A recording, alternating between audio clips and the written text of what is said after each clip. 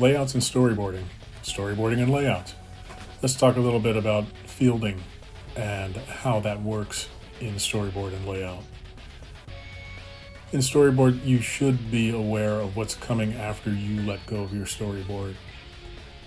What I want to touch on really briefly in this lesson is that when you have your characters in your storyboard drawing, as we've got here, make sure that you don't put anything outside the field that's going to take away from what people should be looking at. So let's click on a field guide here.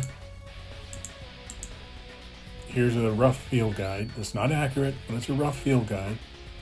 Your characters and action should be taking place within this field guide, okay?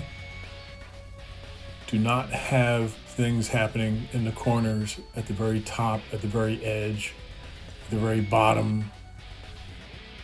You don't know where the editor is going to place his information for turning this drawing into an animatic frame.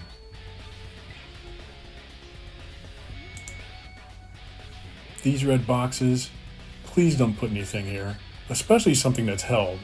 If it's something that's just traveling through, like there's an airplane landing and he's going through that, that's fine. Do not have characters standing here doing an expression. Do not have characters laying on the ground here doing an expression and dialogue. Nobody knows what's going on there. Nobody's going to see that. The editor may decide to put his numbers here. He may decide to put a title card here. He may decide to put numbers here. There could be numbers here. There could be you don't know where the editor is going to do this. Make your actions somewhere here in the safe area of the screen and things will be fine. People will know what's happening. They'll know what the character is saying and thinking and which character is saying it and thinking it. If you put a character down here at the bottom and suddenly he starts to talk or has some eyebrows moving up and down, no one's going to see that. Your client is not going to see that underneath the information here that the editor has put in. So keep everything in a safe area.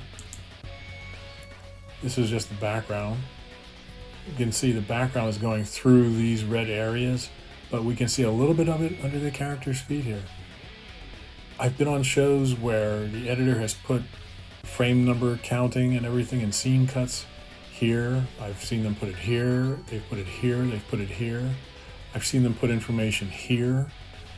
I've been on shows where someone's laying down dead in this spot and then suddenly they come back to life and their eyebrow is moving. I've seen them have other things happening down here in this spot. Nobody can see that. If you're going to have this guy stomping someone down here, we can't see the character reacting to being hit and pummeled. So keep everything in a safe spot, somewhere in here. Don't do held stuff in the corners and at the bottom, or at the very top either. Be aware of what's happening to your art after you let it go.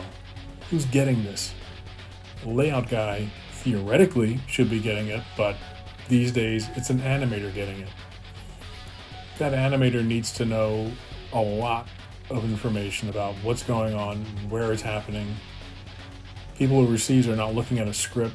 They can't see everything that you see in the script, and then you decide, well, if I just draw this, they'll know exactly what it is. They're not seeing the script.